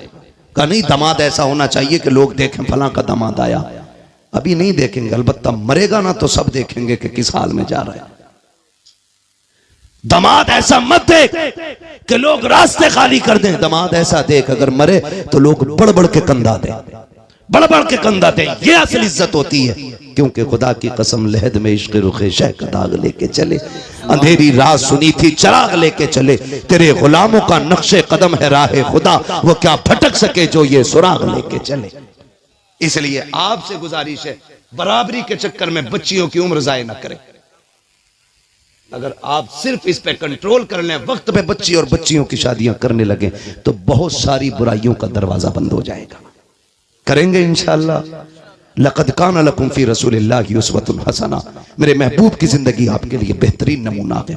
बेटियां पर्दे को लाजिम कर दें, मर्द हया को लाजिम कर दें। शादी ब्याह में बच्चियां ले जाना जरूरी नहीं है, जो काम मर्दों के करने के वो मर्द करें, जो बेटियों के करने वो बेटियां करें। बारातों का इस्तकबाल, जूस का गिलास, दूध का डब्बा बंद कर, ये कोई लुल्ल लंगड़ा नहीं आया है जो इसे तू खिलाएगी तो खाएगा। अल्लाह का शुक्र है दौड़ दौड़ के निकाह कर रहा है, तो ये भाग के लूला लंगड़ा नहीं है कि अपने हाथ से पिला रही है। गैरत वाली बन। सुनो, जिन मर्दों का इस्तकबाल औरतें करती हैं वो मर्द नहीं, वो हिजड़े होते हैं, और जिन मर्दों का इस्तकबाल मर्द करें वो मर्द हुआ करते हैं, और जिन औरतों को मर्द खिलाते हैं वो गैरत वाली नहीं बेगैरत होती हैं। उनकी गोद से हाफिज कारी सलाहुद्दीन नहीं आते हैं, डांसर पैदा होते हैं, शैतान पैदा होते हैं। बेटियां गैरत वाली होती हैं तो फिर औलाद भी इज्जत वाली पैदा हुआ करती। बेशक बेशक, सुभान अल्लाह। करेंगे इंशाअल्लाह ऐसा, इंशाअल्लाह वादा करें इंशाअल्लाह। नबी के दीन पर मजबूत रहिएगा, मजबूत रहिएगा। और ये कभी ना सोचिए हालात खराब हैं, इसे खराब नहीं कहते। इससे ज्यादा हालात तो तब खराब थे जब खाली 39 लोग ईमान लेके आए थे। जी जी जी बेशक, इससे ज्यादा खराब थे, इससे भी ज्यादा खराब तब थे जब 313 बदर में उतरे थे। हमें हालात से न डराना, हम मौत की आंखों में आंखें डाल के बात कर सकते हैं, इसलिए कि हम जानते हैं हम यहां जीने के लिए नहीं, हम हुजूर के नाम पे मरने के लिए आए हैं। जिन्हें जिंदगी प्यारी है वो जिंदगियों में रहे, अल्लाह हमें हुजूर की गुलामी में रखे। उससे बेहतरी जिंदगी नहीं हो सकती जो हुजूर के नाम पे कुर्बान हो जाए, हुजूर के नाम पे कुर्बान हो जाए। सारे वादा करते हैं वफा करेंगे हुजूर से इंशाअल्लाह, इंशाअल्लाह। वादा करें, सारे लोग करें वादा, जितने लोग करते हैं वफा करेंगे हुजूर से। हुजूर की वफा की पहली बुनियाद यह है हम आपसी इख्तिलाफात खत्म करेंगे इंशाअल्लाह। इंशाअल्लाह वादा करें इंशाअल्लाह, एक दूसरे को माफ करेंगे, इंशाअल्लाह। एक दूसरे से माफी मांगेंगे। अल्लाह ताला हमें हमारे वादे पे कायम रखे। लक़द कान लकुम फी रसूलिल्लाहि उस्वतुन हसना, मेरे महबूब की जिंदगी आपके लिए बेहतरीन नमूना है। हुजूर के तरीके पे जियो, ये भी कामयाब जिंदगी, वो भी कामयाब जिंदगी हो जाएगी।